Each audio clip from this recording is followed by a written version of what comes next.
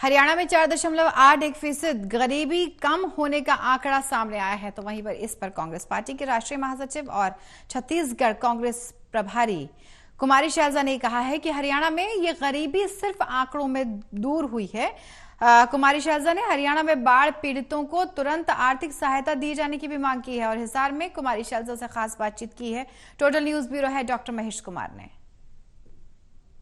राष्ट्रीय महासचिव और छत्तीसगढ़ की प्रभारी कुमारी शैलजा इस वक्त हमारे साथ बनी हुई है। मैडम, आंकड़ों में हरियाणा में गरीबी घट चुकी है। 4.81% गरीबी में कमी हरियाणा में देखने को मिली है।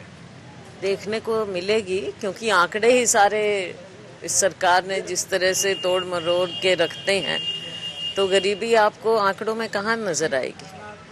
लेकिन अगर ज़मीन पर उतरेंगे, जो कि ये सरकार कभी करती नहीं है, कागज़ों में फंसा कर रख दिया है। कभी परिवार पहचान पत्र अगर आप छोटे छोटे बच्चों की आय लाखों में दिखा देंगे तो फिर गरीबी तो अपने आप हटेगी।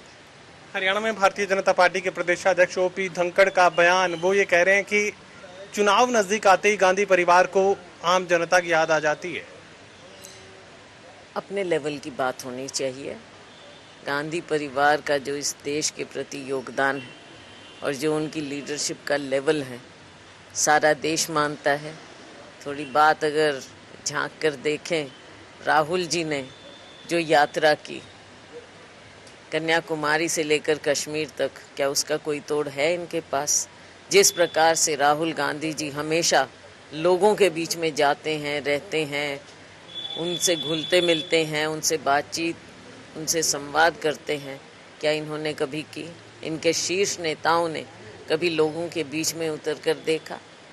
ऊपर बैठकर राज चलाना एक अलग चीज़ है, लोगों के बीच में उनका दुख दर्द समझना अलग बात है। और सरकार तभी चल सकती है जब जो शीर्ष नेता हैं वो लोगों के दुख दर्द को पहचाने। यही कारण है कि आप देश में एक बदलाव देख रहे हैं। भारतीय जनता पार्टी जो बहुत बड़े बड़े दावे करती थी, आज क्या कारण है कि जब यूपीए और ऑपोजिशन पार्टीज़ इकट्ठा होकर बातचीत कर रहे हैं और भारतीय जनता पार्टी छोटी छोटी पार्टियों को उठाकर अपनी बैसाखियां बनाना चाह रही है।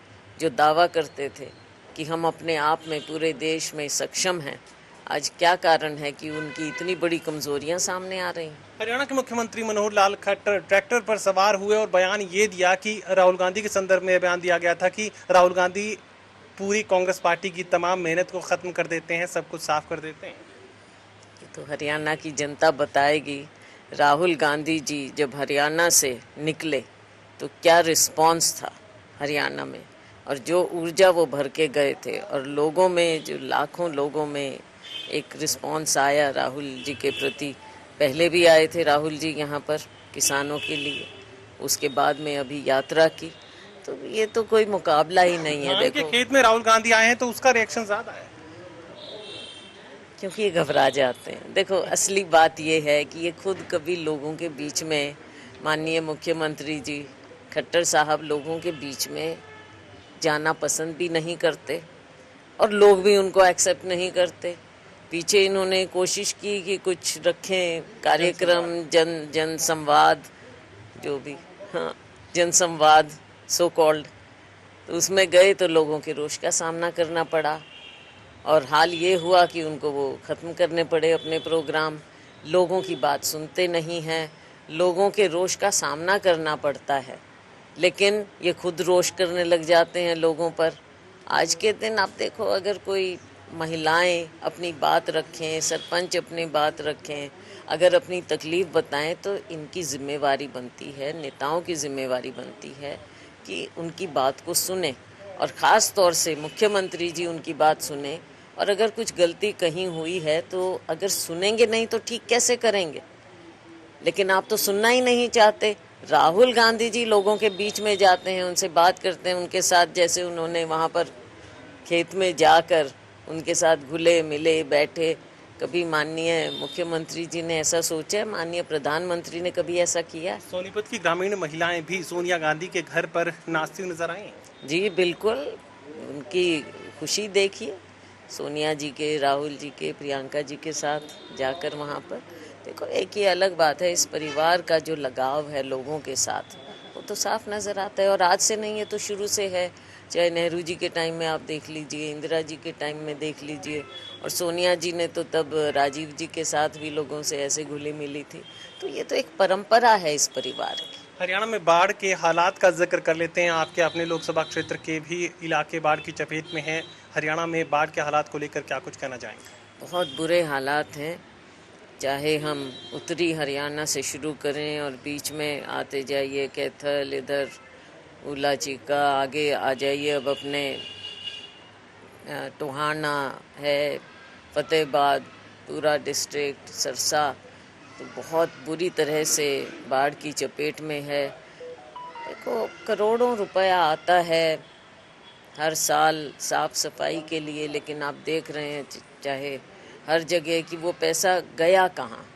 क्या केवल कोरी मीटिंग हुई, तैयारी क्या हुई, सरकार की ओर से, प्रशासन की ओर से क्या इंतज़ाम किए गए? मैं ये नहीं कह रही कि इस समय में हम कोई ब्लेम गेम करें, लेकिन सरकार को जिम्मेवारी उठानी पड़ती है और पहले से तैयारियां रखनी पड़ती हैं। और उसके बाद भी देखो, जो एक प्राकृतिक आपदा आई है, लोगों का नुकसान हुआ है, अब उसकी भरपाई सरकार को करनी पड़ेगी। ऐसे कामों में अगर पैसा लगे तो बेहतर होगा कि ताकि लोग दोबारा से सामान्य जनजीवन अपना फिर से व्यतीत करें। जो उनकी कमाई, किसानों की लाखों एकड़ भूमि पूरे हरियाणा में जो जलमग्न हो गई है, सारी फसल खराब हो गई है, लोगों के, ख़ास तौर से गरीब लोगों के मकान कितने क्षतिग्रस्त हुए हैं, जान का बहुत सी जानें गई हैं। छोटे बिजनेस आप समझ लीजिए, दुकानें और कारखाने, अम्बाला में तो वो भी 8-8, 9-9 फुट पानी था वहाँ। तो पूरा हमारा एरिया जो ये घग्गर है और इसकी चपेट में आ गया है। सरकार को देखना पड़ेगा और जिम्मेवारी पूरी तरह से निभानी पड़ेगी।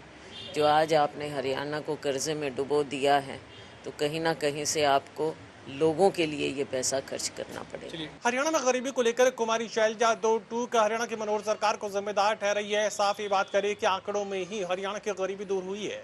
सोगी कमल के साथ doctor Mahesh Kumar, total news, Hisar.